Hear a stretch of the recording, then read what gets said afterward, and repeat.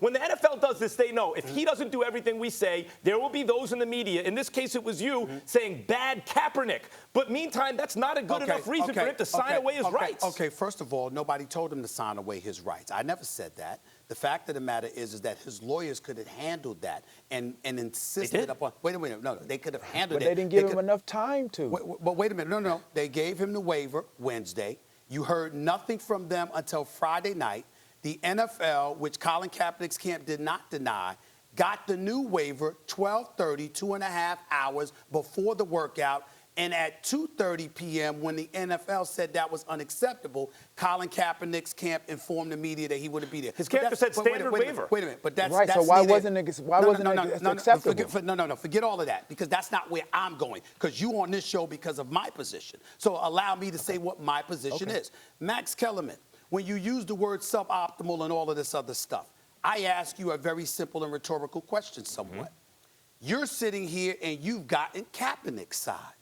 What if you found out that, and I'm not accusing Colin Kaepernick of being untruthful, I'm just hypothetically speaking here.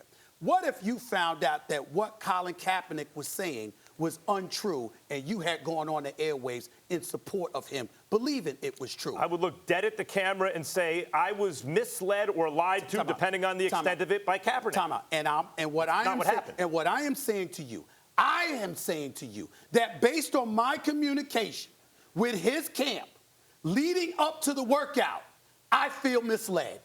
That is what I'm saying. Wait. But this is what I want to get at. Right there, stay right there. In spirit, I understand. And the NFL used that spirit because they knew people would feel that way. He's been asking for this opportunity. If he doesn't sign on the dotted line, everyone's going to come at him. And they use that to smuggle in bad language in the contract. No, because what you're missing, Max, is you're talking about the NFL's actions.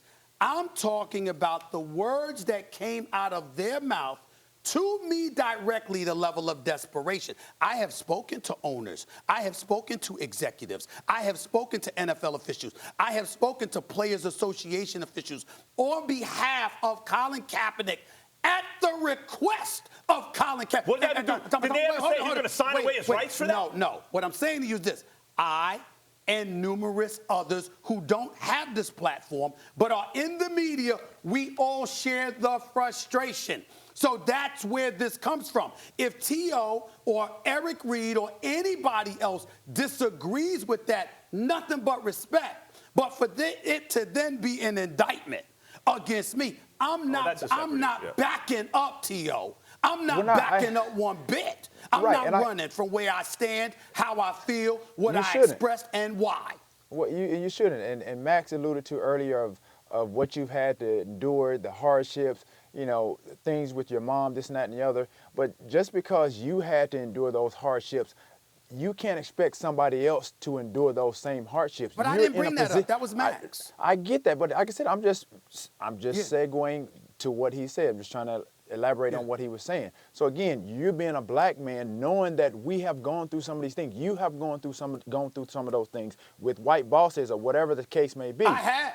Right. So why do you feel that Colin Kaepernick should have to do the same thing? He believes in what he believes in. He's standing in his truth. You have a platform to help change the narrative, change the culture. Don't black people get to be treated with the same privileges as white people do? Exactly. It's black advocacy, cultural allegiance. Dr. Michael Eric Dyson was on this show Monday, and he said the same thing you said. He said the same thing Max said. He said the same thing I'm saying, all rolled up into one, because we understand the importance of unfairness and addressing it, and you have spoken to that on many occasions, T.O. The issue in question, however, is this.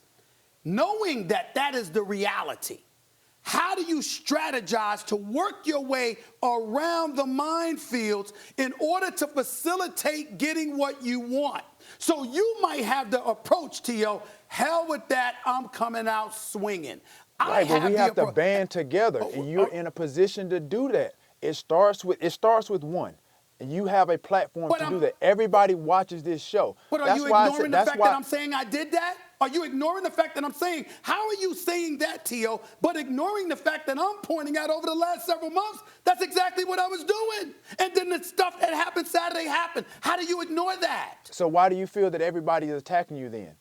It's just Excuse it's me? not coming out of nowhere. Why do you feel that everybody's coming at your head all of a sudden? Because they feel that I'm being harder on him than I should be, when I believe what all of y'all are missing is what I'm saying, which Everybody is this. No, I'm saying everybody, I think everybody's missing this one point. That's it. Okay. This one point that I'm trying to make. All right. Yo, there are others fighting for you. Show up for the workout.